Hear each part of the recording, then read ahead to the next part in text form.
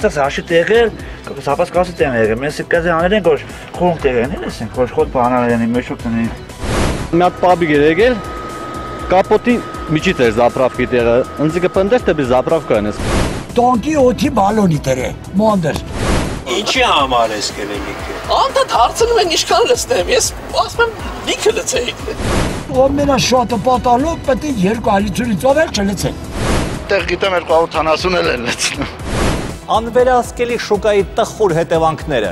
ինչու են լիցքավորում ճաքած բալոնները։ Վարորդը պետք է տանի ստուգման, վարորդը ինքը պետք է հետևա առաջ երթին։ Կանոններին ինչ հետևեմ։ Ինչ անելու է թողորն եք ու իջան։ Ինչ նկատի ունեք։ Տրակի դի թող տրակի։ 8 տարի է դրած ավրեն, ոչ մի հատ էլ չենք փորձել։ Ասում է, ախպեր, բա իմ գազաբալոնը որ տանեմ փորձարկելու, բա որ տրակվի, ես ոնց մնամ առանց գազաբալոնի։ Ասենք ես վստահ չեմ, որ ճնշում տան, ինքը չի ճաքելու։ Մարտին մետ 10 լիտր ջերմուկ 20 լիտր խմցնես ինչ դրի, փայլ լիստը ու տրակ։ Ես էլ ջերմուկ խմողն է։ Ես էլ գազ խմողա։ Իսարելնի, хотя бы 14-15, ընդ հատուկ սարքեր կա։ Հովացում է գազը եւ օդով եւ ջրով։ Ոչ մեկ չի ուզում ջրմություն, ուղղակի չի կարող սարքել։ Իրանք աշխատում են բարձր ճնշում տան, որպեսզի շատ խորանարդ մետրով ավելի շատ գազ տեղավորվի։ Շատ քիչ երկրներ կան, որտեղ լցավորումը կատարվում է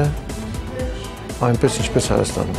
Վարչական թե տեխնիկական լուծումներ, գազի լիցքավորման տեղական եւ միջազգային փորձը։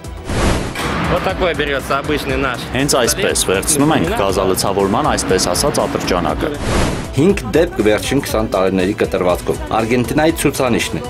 Ориентировочное время заправки одного автомобиля с помощью... Լիցքավորման մոտավոր ժամկետը ամենամատչելի տնային գազալցակայանով 3-ից 6 ժամ է տևում։ Վաղը, ուղիղ ժամը 22-ին, Կիրակ Նորյա Հորիզոն, ժամկետանց բալոնների եւ ուշացած բացահայտումների մասին։